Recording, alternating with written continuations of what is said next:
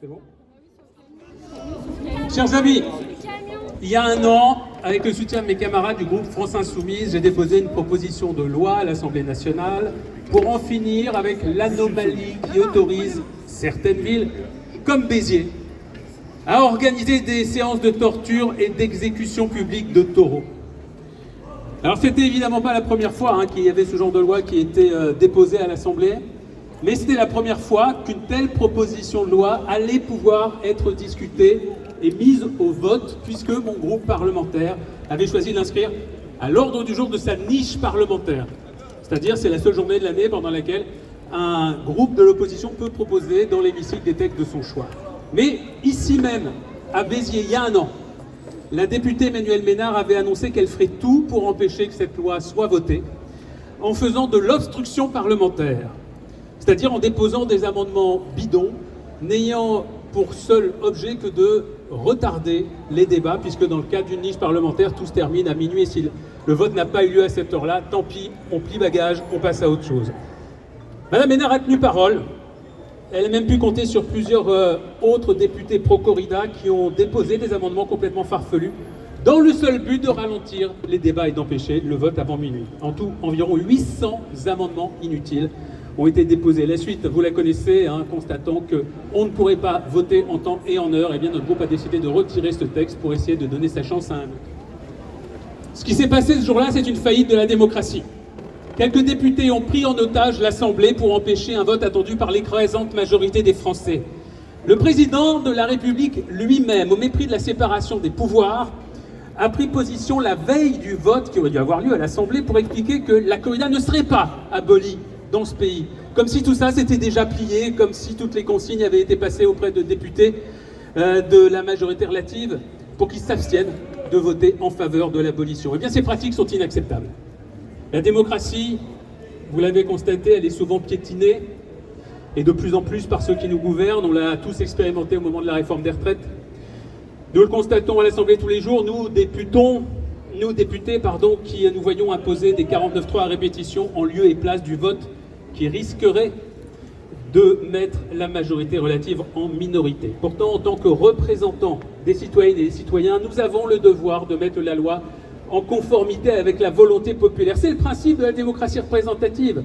Or, la volonté populaire est extrêmement limpide en ce qui concerne la corrida, puisque 8 à 9 Français sur 10, selon les sondages, demandent son abolition. Mais alors, je veux dire les choses clairement. Il n'y aura pas d'abolition de la corrida sans courage politique.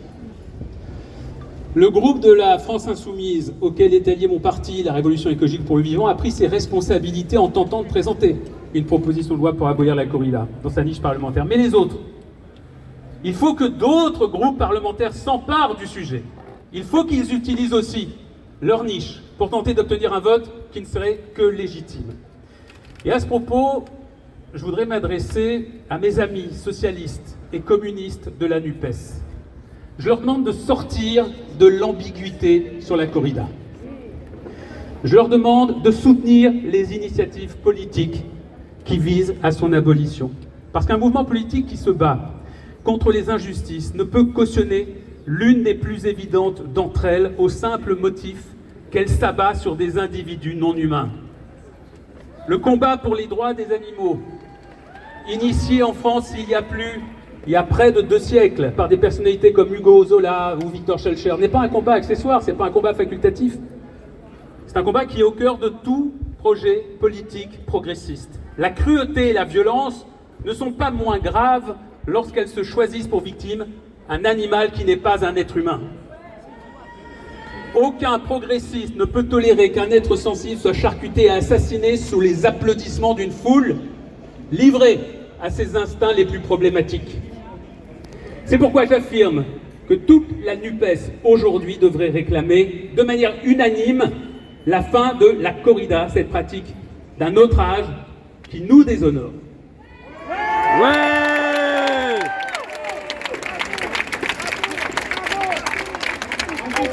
À ceux de mes collègues députés qui appartiennent à des groupes politiques adversaires, mais qui jugent eux aussi la corrida indigne, je demande qu'ils s'extirpent des logiques partisanes pour faire progresser la cause des droits des animaux. Parce que c'est ce qu'attendent de nous les citoyennes et les citoyens de ce pays. Comme je m'y étais engagé il y a plusieurs mois, je travaille actuellement à réunir des députés issus de tous les groupes parlementaires pour porter une proposition de loi transpartisane cette fois-ci, qui pourrait être étudiée dans l'hémicycle en dehors des fameuses niches parlementaires dont je vous parlais tout à l'heure. Mais déjà, je vois les pressions, les retournements de veste, les abandons d'élus qui me disent, en privé, en tête-à-tête, qu'ils détestent la corrida, mais qui pourtant vont refuser de s'engager publiquement par peur de représailles de leur parti ou de leurs électeurs. Ces renoncements ne sont à la hauteur ni de l'enjeu, ni du mandat que nous avons reçu. Chaque élu doit laisser s'exprimer sa conscience. Chaque élu doit privilégier ses convictions et refuser les tambouilles politiciennes. Il y a notamment des élus qui n'osent pas soutenir l'abolition de la corrida parce qu'ils habitent le sud-est ou le sud-ouest et ils ont peur de froisser une partie de leur électorat. À celle-là et à ceux-là, j'affirme qu'ils font un mauvais calcul. Les Françaises et les Français sont de plus en plus nombreux à ne plus supporter les mauvais traitements faits aux animaux. Ceux qui empêchent la disparition de la corrida dans ce pays le paieront un jour dans les urnes. Car je sais que même dans les régions dites taurines, de plus en plus de gens ne supportent plus la corrida. De plus en plus de gens ne veulent plus que leur ville soit associée à ce sinistre spectacle. Ils n'en peuvent plus de vivre à côté d'arènes où sont régulièrement massacrés des animaux pour le plaisir de quelques-uns. Le maire de Béziers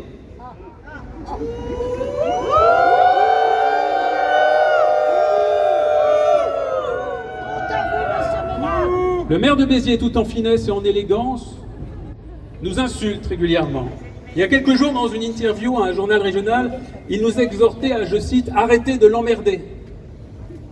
Je suis venu lui dire aujourd'hui que sur ce point, nous n'allons pas pouvoir lui apporter satisfaction. Nous allons continuer à l'emmerder. Nous l'emmerderons tant que la corrida ne sera pas abolie dans ce pays. Et nous allons réussir à l'abolir. Ça n'est plus qu'une question de temps. Oui. Ils peuvent fanfaronner, ça n'y changera rien. Ils peuvent utiliser l'argent public pour faire diffuser des publicités pour la corrida à la télé, ça n'y changera rien. Ils le savent, la corrida est condamnée. C'est le sens de l'histoire. Oui. Alors ils nous disent, mais oui, c'est vrai, elle disparaîtra un jour, la corrida. Mais puisqu'elle disparaîtra un jour, pourquoi s'acharner maintenant? Laissez-la mourir de sa belle mort. Non, parce que nous, ce que nous souhaitons, c'est que ce soit les taureaux qui meurent de leur belle mort. Tranquillement, pas dans des arènes, pas charcutés. Oui. Les aficionados veulent qu'on leur foute la paix. Nous voulons qu'ils foutent la paix aux animaux. Exactement. Oui. Chers amis, merci d'être là. Merci de vous mobiliser inlassablement. Je le disais, je le répète, votre combat, notre combat est juste. Et c'est pour ça que nous allons le gagner. Merci. Bravo. Bravo. Monsieur le député, s'il vous plaît. Monsieur le député.